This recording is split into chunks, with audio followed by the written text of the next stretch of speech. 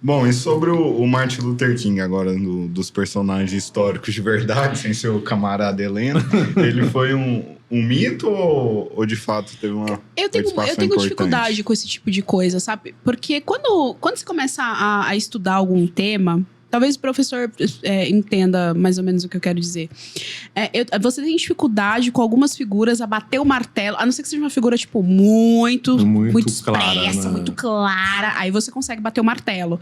Mas quando é uma figura assim que tem uma causa muito legítima, uma pauta muito legítima, você consegue ter um pouco de dificuldade de bater o martelo. As duas que sempre me perguntam são essas, Martin Luther King e o Malcolm X.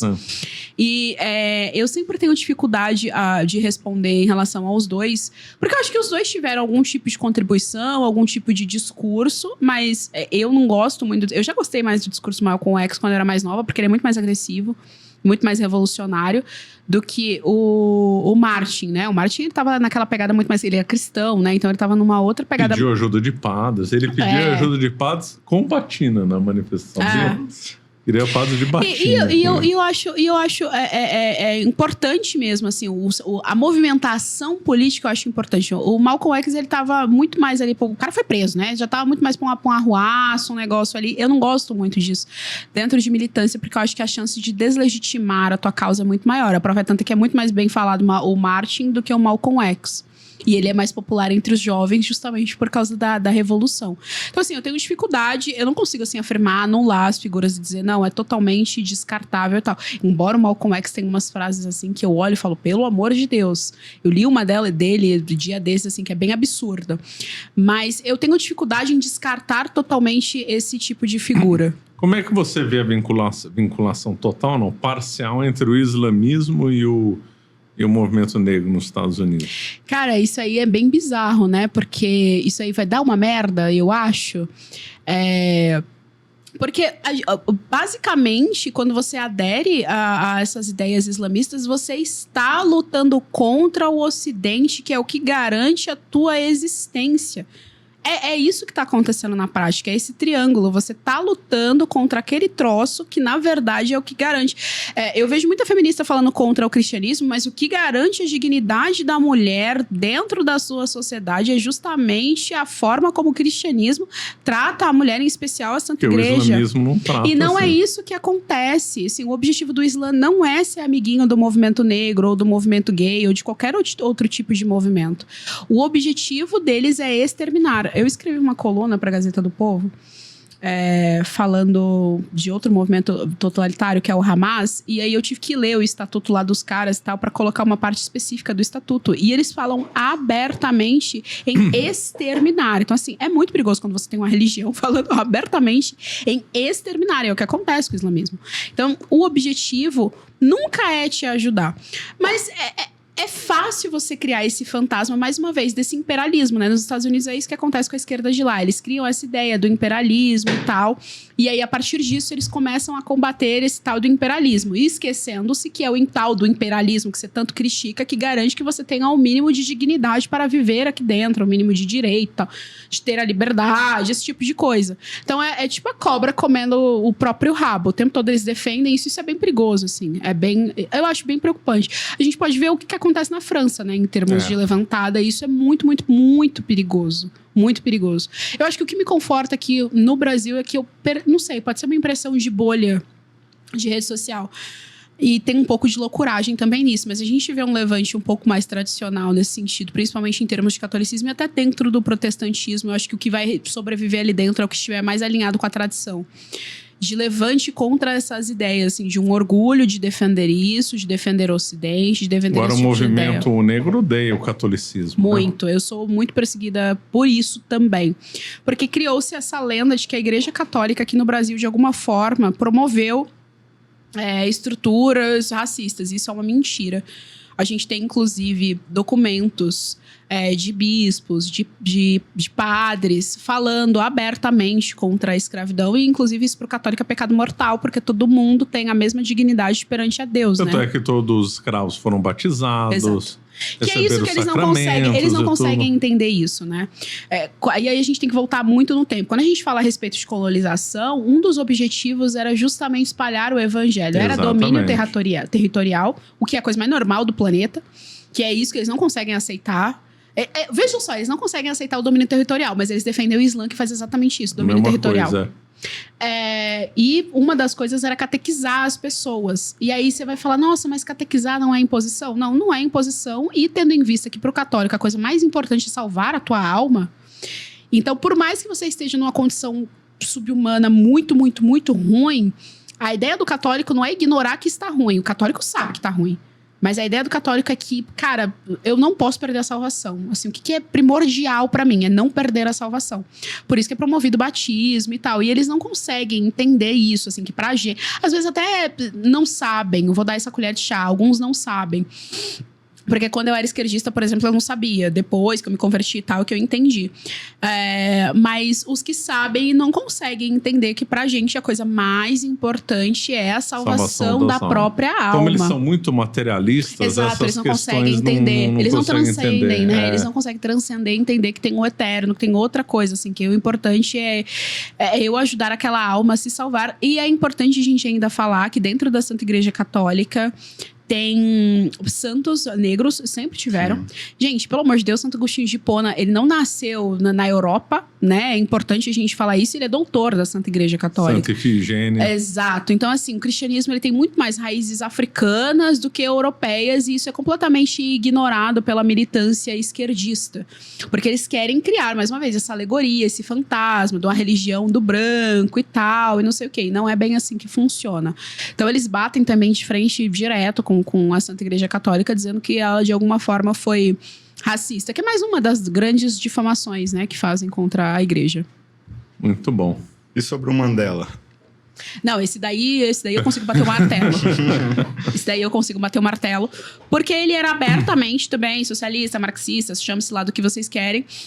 Chamar autoritário, mandava perseguir os opositores dele e depois aparecer com aquela carinha de santinho, como se nada tivesse acontecido. Foi preso, tadinho. Ele foi, ele foi preso porque ele queria revolucionar, né? Essa parte não conta. Nossa, mas você tá criticando ele. Ganhou o prêmio de Muammar Gaddafi de Direitos Humanos. Olha que bonzinho que ele era. Era uma das figuras mais terríveis, né? Pra você ver como o pessoal premia aí gente que não tem nada a ver. Ele era terrível, ele era super ditatorial, perseguia opositores, queria impor ditadura, nunca se preocupou com população negra também, com apartheid, com nada disso. A questão dele era tomar o poder e conseguiu, né? Ele conseguiu ali ser presidente e tal, tomar o poder e ainda sair bem na fita. Mas esse daí, pronto, esse é uma das figuras que eu consigo bater o martelo, que é o Nelson Mandela. Não, e não contribui nada pra causa, tá? A gente ainda pode falar que o Martin Luther King contribuiu, sim, ali com o discurso e tal, em período de direitos civis, mas o Nelson Mandela... ele muito mais... Eu acho que esses discursos revolucionários da esquerda, eles sempre atrapalham a população que ele está dizendo que defende. Nunca ajuda. E por que a esquerda idolatra tanto ele? Porque era revolucionário, né? Todo revolucionário eles gostam. O Mandela é comunista, né? Uhum. Por isso. Todo revolucionário eles adoram. A esquerda fala que a Arlindo Veiga dos Santos... eu já vi matéria... Cara, não vou lembrar agora, mas matéria recente em jornal grande, não lembro se era na Folha de São Paulo, chamando a Arlindo Veiga dos Santos de fascista. Então, assim... figuras como André Rebouças ninguém comenta, né? Pois é, André Rebouças é uma das maiores figuras negras do Brasil, assim. André Rebouças tinha que ser apresentado pra criançada negra desde a mais tenra idade. Henrique Dias, herói da expulsão dos holandeses. Exatamente, figuras nada disso. Esquecidas. Você percebe que o tempo inteiro essa militância, ela tá criando um imaginário negro só nas desgraças, entendeu? Porque você é pobre, porque você não tem dinheiro, porque você, sabe, não tem acesso a nada. E nunca está construindo um imaginário em cima de figuras negras fortes, que venceram o preconceito e construíram algo. Então, assim, cara, o dano que isso vai causar nessa molecada é muito grande. A gente vai ver isso daqui a uns anos. O dano é muito grande. É verdade, bem observado. E quais são as principais figuras hoje do movimento negro? O movimento negro hoje é um negócio bem difuso, né? A gente não consegue... Eu não consigo, por exemplo... O movimento negro unificado, ele existe até hoje. Se você colocar lá na internet, eles tiveram uma sessão... Eu acho que foi na Lesp, de comemoração aos 40 e poucos anos, sei lá quantos anos de existência do movimento. Então, ele existe até hoje. E assim, se a gente você quer as figuras do mainstream da esquerda, a gente pode colocar lá na conta de Jamila Ribeiro, o Silvio Almeida, essa galera que... Acho que aqui no Brasil os mais expressivos são esses, né? O Silvio Almeida e a Jamila Ribeiro. Eu não consigo... Tem uma outra moça.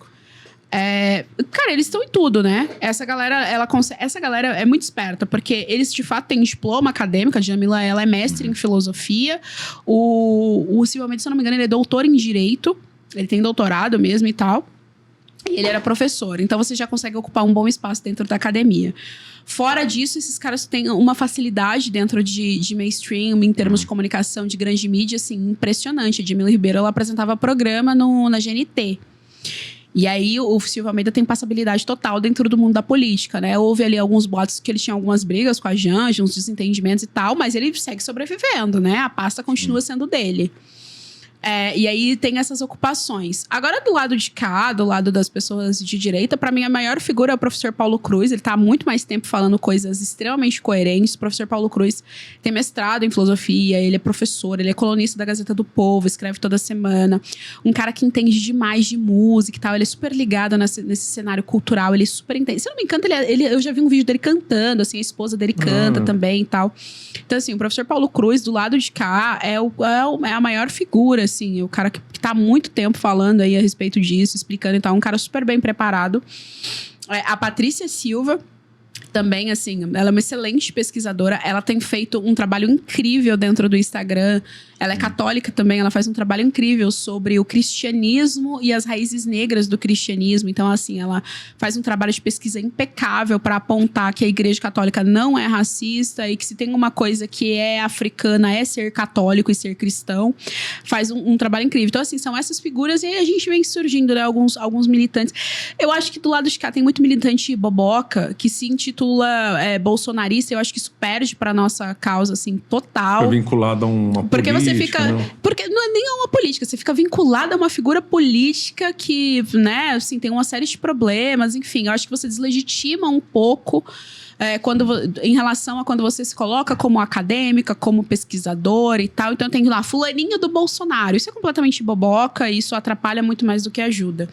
E em termos, assim, de instituição, isso meio que se perdeu ao longo do tempo. Uma vez eu conversando com o Negão, no podcast dele, ele falou pra mim assim, mas quem que é o movimento negro? Porque eu só ouço falar, eu nunca vi essa galera, eu nunca vi esse pessoal. Isso é verdade, assim, a gente tem dificuldade de achar qual é o CNPJ desses caras, né? Qual é essa entidade? A gente só vê isso mesmo difuso, assim, misturado aí nessas camadas da sociedade, quando se levanta uma pauta e fala, não, foi alguma entidade do movimento negro que está falando isso, isso e isso. Então fica difícil te dizer, assim, quais são os nomes do movimento negro, porque é um negócio, assim, que você não consegue localizar CNPJ, mas tem algumas pessoas aí no meio. A Patrícia, a gente chegou a convidar ela, só que ela mora no Rio, e quando ela veio para São Paulo, o professor estava viajando. Mas eu queria muito conversar com ela. Ela é excelente. O trabalho dela é muito, muito, muito bom. Vale bastante a pena. Acho que outra figura importante, assim, pelo menos de peso midiático, tá sendo o Vinícius Júnior, né? Com os casos de racismo na Espanha. O Vinícius Júnior, jogador. Sim. Aquele dali, ele sofre racismo de fato, né? Que é outra coisa que a gente não consegue identificar.